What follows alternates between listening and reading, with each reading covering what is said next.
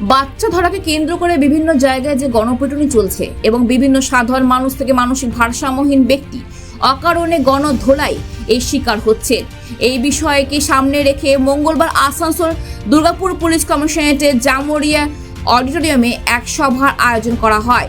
এই বৈঠকে উপস্থিত ছিলেন রানীগঞ্জ থানার জামুরিয়া থানা ইন্সপেক্টর সুশান্ত চ্যাটার্জি, জামুরিয়া থানা এসআই সুভাষ বন্দ্যোপাধ্যায়, এছাড়াও জামুরিয়া এলাকার বিশিষ্ট ব্যক্তিবর্গ।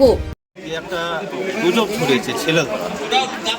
এই এলাকার মধ্যে অনেক জায়গাতে এমন কোনো ঘটনা হয়তো যে কোনো জিনিস নিয়ে একটা কোনো ঝঞ্ঝট ঝামেলা হচ্ছে, কেউ নতুন ফেস দেখছে তাকে ধরিয়ে হয়তো পিটিয়ে দিচ্ছে, কিংবা ছেলে ধরা ছেলে বলে একটা গুজব ছড়িয়ে যাচ্ছে। এইটা নিয়ে প্রশাসনের একটা মিটিং ছিল। যা হোক, এলাকার মধ্যে অনেকজন এসেছেন, যারা বিভিন্ন কাউন্সিলর আছেন, ওয়ার্ড প্রেসিডেন্ট আছেন, বিভিন্ন রাজনৈতিক দল আছেন, বিভিন্ন সমাজসেবিকা আছেন, তাদের নিয়ে একটা মিটিং ছিল। এই মিটিংয়ে একটাই সিদ্ধান্ত হলো যে আপনারা ভালো করে এলাকার মধ্যে নজর রাখতে হবে এবং জামুরিয়াবাসীকে সচেতন করা হলো যে আপনারা আইনকে নিজের হাতে নেবেন না।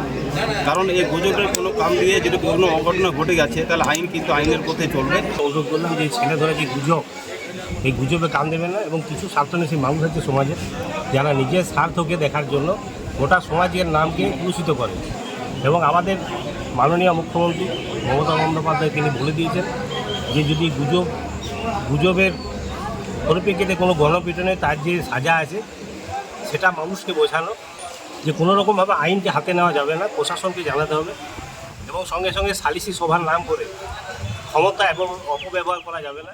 বিগত 4-5 মাস থেকে দেখা যাচ্ছে বাচ্চা ধরা নিয়ে বিভিন্ন জায়গায় গুজব ছড়িয়ে পড়েছে। আবার কখনো দেখা যাচ্ছে কোনো সাধারণ মানুষ, এমনকি মানসিক ভারসাম্য ব্যক্তি গণধোলার শিকার হচ্ছে। এই বিষয়কে সামনে রেখে এলাকার মানুষদের সাথে একটি বৈঠক করা হয় আসানসোল দুর্গাপুর জামুরিয়া থানার পক্ষ থেকে, যেখানে সার্কেল ইন্সপেক্টর সুশান্ত চ্যাটার্জি বলেন, এই যে গুজব ছড়িয়েছে এটা গুজবে কান দেওয়া যাবে না, এমনকি কোনো সন্দেহভাজন ব্যক্তিকে গণধোলাই করা যাবে না, আর নিজের আইনকে হাতে নেওয়া যাবে না। স্থানীয় পুলিশ প্রশাসনকে ব্যাপারটা জানতে হবে, প্রশাসন তার ব্যবস্থা নেওয়া হবে বলে তিনি জানান।